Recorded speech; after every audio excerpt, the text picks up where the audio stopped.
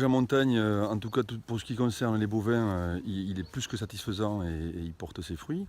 Après, on peut être inquiet pour les éleveurs de brebis, hein. On l'a vu encore cette année en Ariège, notamment sur l'ouest, dans le Couserans, où on bat des records de prédation, hein, à cause des ours, puisqu'ils sont un peu plus d'une cinquantaine. Et les limites des moyens de protection, une fois de plus, on les voit, quoi. Protégés ou non protégés, c'est-à-dire avec parc de nuit ou pas, et double berger pardon, et chien patou de protection, ça ne suffit pas puisque voilà, il y a encore eu énormément de prédation cette année, quoi. Donc on voit mal comment on va pouvoir continuer comme ça. Enfin, je me mets à la place des éleveurs de brebis, ils ne pourront pas continuer comme ça en l'état, quoi. Donc les ours aujourd'hui ils sont là, on comprend bien qu'on ne peut pas les enlever, hein. Ça c'est un fait. Et donc nous ce qu'on demande c'est à l'État il y a un article qui s'appelle l'article L113.1, c'est-à-dire de donner les moyens, de mettre les moyens en tout cas pour protéger les troupeaux. Protéger les troupeaux et ceux qui les gardent, puisqu'on n'est pas non plus à l'abri d'accidents, quoi. Donc ça nous paraît quand même très important.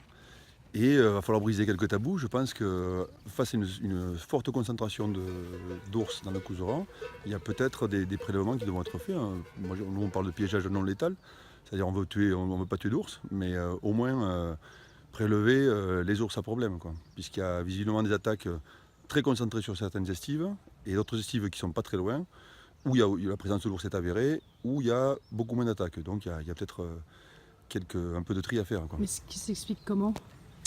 Ce qui s'explique très difficilement, je pense. Je ne suis pas un spécialiste de l'ours, ni des brebis d'ailleurs, mais Ni du sanglier? ni du sanglier, ouais. Je pense que chaque ours, c'est comme les bêtes, hein, chaque ours a son caractère, et de là où ils viennent, en Slovénie, c'est pas tout à fait, voire pas du tout le même contexte géographique. Donc il y en a qui s'adaptent plus ou moins bien, quoi, hein, qui deviennent plus carnivores que d'autres.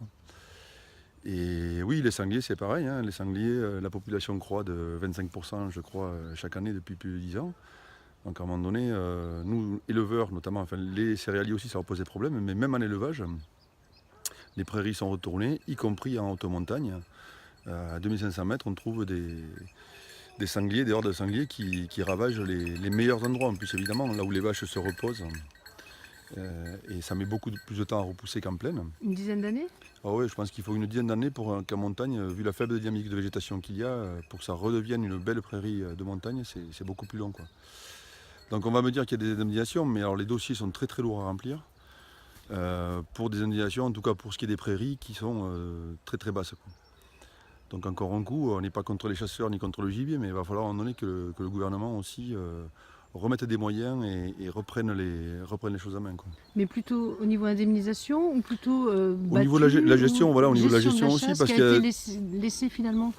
c'est la Fédération nationale de la chasse et la FNSEA beaucoup qui gèrent ça.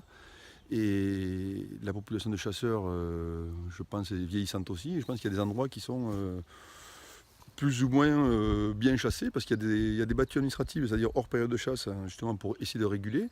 Mais de moins en moins de chasseurs y vont parce que c'est contraignant aussi, quoi. La chasse c'est un plaisir, mais c'est aussi des contraintes, notamment quand le relief est difficile.